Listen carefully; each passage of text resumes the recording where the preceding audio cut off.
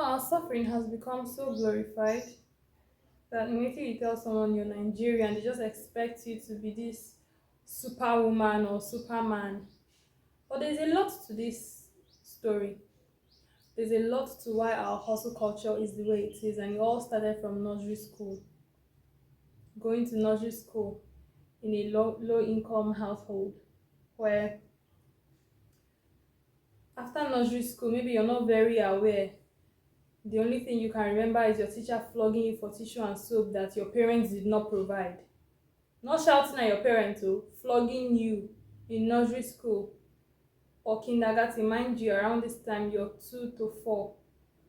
So you came into this world with tears and you've lived few years in tears. So when we begin to gain consciousness, when we begin to know, okay, this is actually skin and I'm actually a human being, starts around maybe primary 1 and you're like 5, 6 already, and you begin to think, my parents are always flogging me for tissue and soap that I did not bring. And my teacher will still tell me, go and tell your parents to bring this. And my mom will say, go and tell your teacher I'm not bringing. So what do I do in this situation? Ones that are, in this kind of situations, two people are born.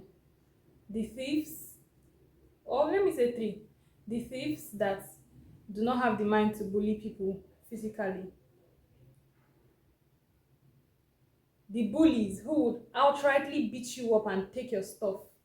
And then the ones that become very industrious, the ones that start selling half of their food, or the ones that start copying notes for other students so they can get paid, or the ones that start making little things like what I'm wearing. A Nigerian in a primary school can already make jewelries, not because, yeah, some of them love the craft, but not solely because of the love for the crafts, but because they have to make this thing to buy tissue and soap, at least to buy pen. So when they forget that they don't have pen and they ask in the car, because you don't always remember these things in your room.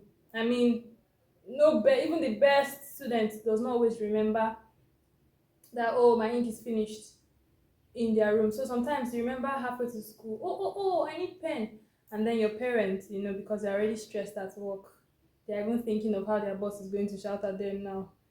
You're telling them you don't have pen when you're 2 minutes away from school. So we do all these things to shield ourselves. And I'm speaking of the typical Nigerian home. And when I say the typical Nigerian home, I'm not talking about kids that later go to private schools, because that's not the typical Nigerian home. I'm not talking about kids that went to private secondary schools. That's not the typical Nigerian home. I'm talking about the typical Nigerian home that the typical Nigerian home does not, the parents don't pay tuition and soap. And we have all this, and it's not usually a high income household. So typical Nigerian homes. And then that child grows.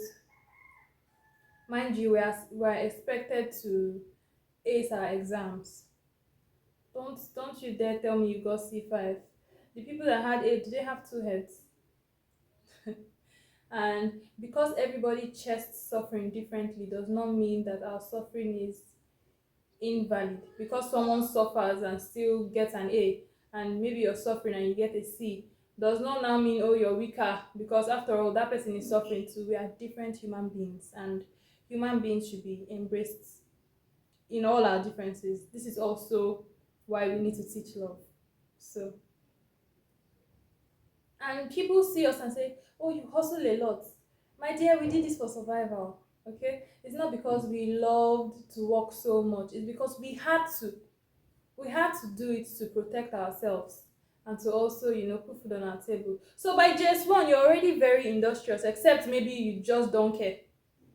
Okay, by JSS1 you're already doing higher things, like even maybe crafting birthday cards with scissors and selling it, or maybe selling chewing gum or selling pen by JSS1. So you're already pressured from that young age to make money, to avoid see finish. number one. To make money so you can also, cater for your own needs, number two. To make money to protect yourself in the sense that you don't want the wrath of an angry working parent. So you struggle to make 50 naira, 100 naira in just one, so you can buy pen in case you forget, because sometimes we do forget. It's not because we don't read.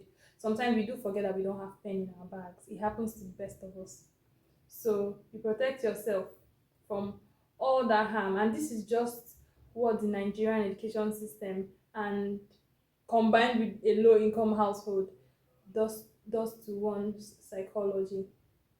And I just really hope that we begin to understand these things and we are easier with each other as we grow into adults. Because these things are not changed, they're not even talked about. We think all is well, but you begin to see little behaviors in adulthood that were caused by all these things, and it still all just boils down to the lack of love and too much hostility.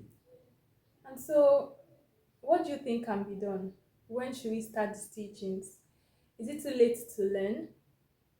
Is it too late to teach our elders? Should we caution the school system? What can be done and how can you help with it? GCK.